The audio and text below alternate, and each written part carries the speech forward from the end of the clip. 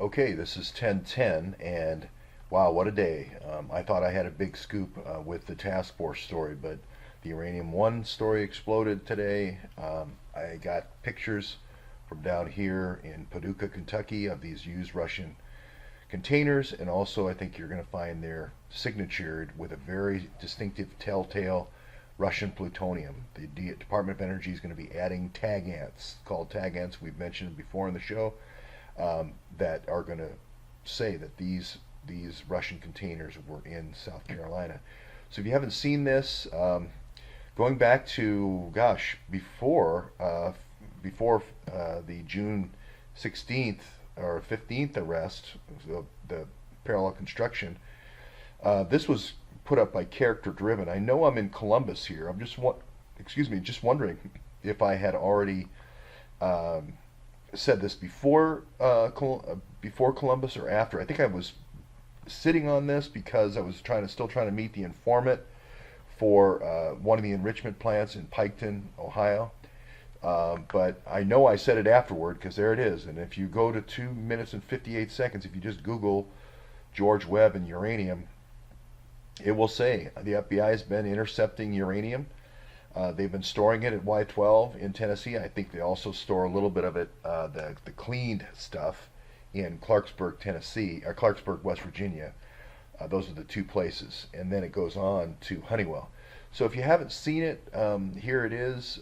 You can go. I believe Character Driven put it up. I don't know what day it is for me. This is what came up when I did George Webb for uranium. It seems like my uranium YouTubes are missing. Maybe it's not. I just haven't looked yet. But Character Driven's that great photographer out in British Columbia who has her own radio show and who kind of went on the road, kind of travels with Charlie, and that was key. Her experience and as well as the experience of the filmmaker up there were key in kind of breaking the rat line as it existed before. Um, you're going to have a lot of different rat lines in Canada, and then when Hillary becomes Secretary of State in 2009, they're just going to move to the United States.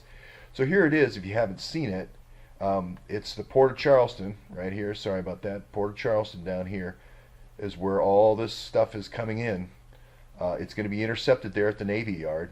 This is actually coming in. If you read the Ravenscroft letter, the famous Ravenscroft letter, now the 2004 famous Ravenscroft, you're going to see that the Raven crofts a little uranium right there on the way to Metropolis. You know, I don't make these names up, the Superman names and so forth.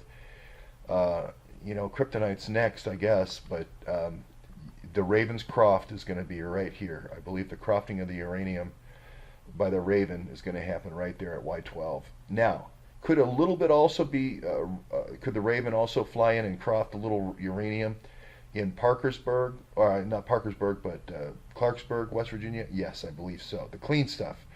But I think the process is going to go this way. It's going to go to the Honeywell plant, the Allied Chemical plant in Metropolis. What's left over. This has Russian uranium and plutonium and all the other transuranics that are not good for you, cesium-137 and so forth. I just hope that cesium-137 is not being used in diagnostic medicine. I know usually they use strontium-60, I think, but if they are using the cesium-137, that's contaminated with plutonium, and my son does that procedure. So this is really scary. Anyway, the just even thinking about that makes me. But anyway, Paducah is where the storage facility is. As these containers came in, they got dumped. At this plant, these containers were making. We're changing this black dirt. These are the black barrels going this way. Just think of Jed Clampett going through Tennessee with the black barrels. His jalopies all filled with these black barrels, black gold. He's filled. Jed Clampett is going up here, and he gets to Metropolis, and they unload it, and then it's going to turn into those now famous Mark Lambert UF6 containers, those long containers. And these are the big boys. These are the tall ones.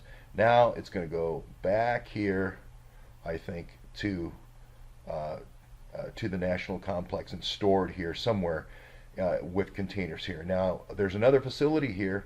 It's also, excuse me, it's also in Piketown, Ohio, where I was getting close to, okay, when the parallel construction happened.